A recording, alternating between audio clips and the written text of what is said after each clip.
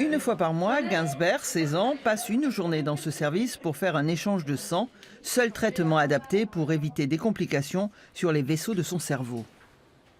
J'ai fait un AVC et depuis 9 ans, Et quand tu as des crises, qu'est-ce qui se passe? mais j'arrive plus à parler, je fais des AIT. C'est quoi ça? C'est quand la bouche se tord et je peux plus parler. Première maladie génétique au monde, la drépanocytose affecte certaines populations. Cette maladie est une anomalie de l'hémoglobine. Les globules rouges qui sont mal formés, en fait, ils s'agglutinent dans les petits vaisseaux, ça bloque la circulation dans les petits vaisseaux. Et ça crée des douleurs et ça crée aussi beaucoup d'anémie. Le dépistage néonatal est obligatoire en France depuis 2000. Cette maladie chronique n'a pas de traitement curatif pour l'instant. Le but du dépistage, c'est justement de mettre en place toutes ces mesures de prévention, le fait de donner des antibiotiques pour éviter les infections. Et ça permet finalement que les enfants aient une vie, on ne peut pas dire normale parce qu'il y a un suivi, mais en tout cas une très bonne qualité de vie. Pour Tricia, 22 ans, c'est une simple visite de contrôle. Elle est arrivée du Gabon il y a 10 ans pour se faire soigner dans ce service de référence. Pour elle, les signes majeurs de la maladie sont l'apparition de crises douloureuses et imprévisibles. C'est tellement des douleurs intenses que je ne pourrais même pas... J'ai jamais senti une douleur comme ça dans la vie. Pour la soulager, elle me dit de la masser là où elle a mal. Et là où ça peut l'aider à la soulager. Et la fatigue, par exemple, ça peut être une crise. Voilà. Le stress, ça peut être une crise.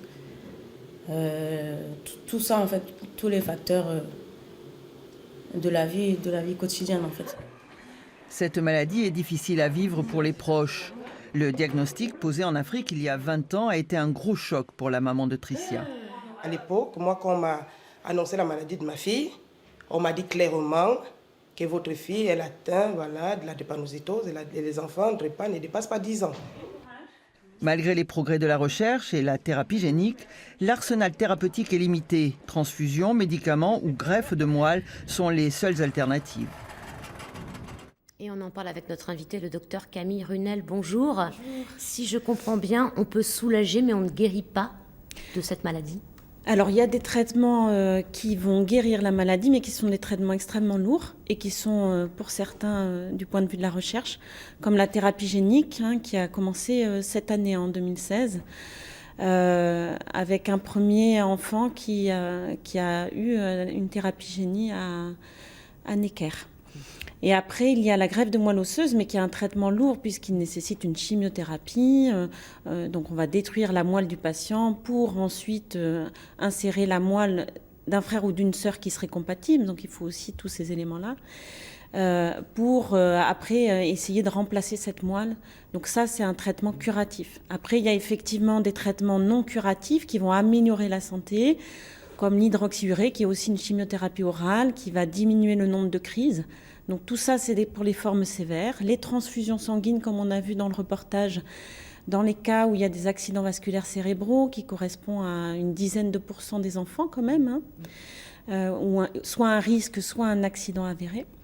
Et puis après, effectivement, c'est des traitements de prévention, c'est-à-dire qu'on va apprendre aux gens à mieux gérer les crises, à hydrater les globules rouges, parce que ça, c'est un élément essentiel. D'où l'importance du dépistage aussi. D'où l'importance du dépistage. Le dépistage a montré une efficacité essentielle dans la protection contre les infections bactériennes, dont on n'a pas beaucoup parlé, parce qu'on parle surtout des crises, des douleurs, qui sont des douleurs d'infarctus, donc ce sont des douleurs très violentes pour les patients. Ils ont l'impression que les os se broient, qu'ils se remettent en place. Certains patients ont eu des fractures et ne sont pas allés consulter tout de suite. On voit alors l'intensité des douleurs, c'est-à-dire que pour eux, c'était des douleurs très basses. C'est très lourd. Voilà.